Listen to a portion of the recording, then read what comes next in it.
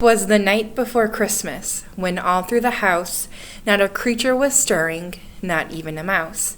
The stockings were hung by the chimney with care, in hopes that St. Nicholas soon would be there.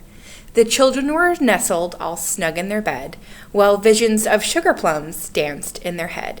And Mamma in her kerchief, and I in my cap, had just settled down for a long winter's nap. When out on the lawn there arose such a clatter, I sprang from my bed to see what was the matter. Away to the window I flew like a flash, tore open the shutters, and threw up the sash. The moon on the breast of the new fallen snow gave the luster of midday to the objects below. When what to my wondering eyes did appear but a miniature sleigh and a tiny reindeer. With a little old driver so lively and quick, I knew in a moment it must be Saint Nick. More rapid than eagles, his coursers they came, and he whistled and shouted and called them by name. Now Dasher, now Dancer, now Prancer and Vixen, on Comet, on Cupid, on Donner and Blitzen, to the top of the porch, to the top of the wall, now dash away, dash away, dash away all.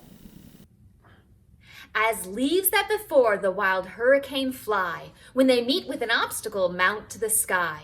So up to the housetop the coursers they flew, with a sleigh full of toys and St. Nicholas too. And then in a twinkling I heard on the roof the prancing and pawing of each little hoof.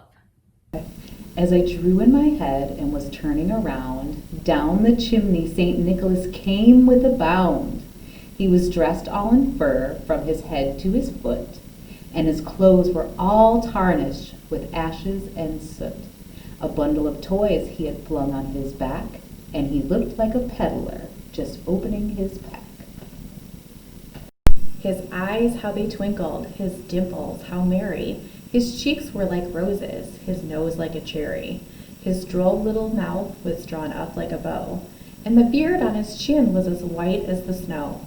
The stump of a pipe he held tight in his teeth, and the smoke it encircled his head like a wreath. He had a broad face and a little round belly that shook when he laughed like a bowl full of jelly. He was chubby and plump, a right jolly old elf, and I laughed when I saw him in spite of myself. A wink of his eye and a twist of his head soon gave me to know I had nothing to dread. He spoke not a word, but went straight to his work, and filled all the stockings, then turned with a jerk.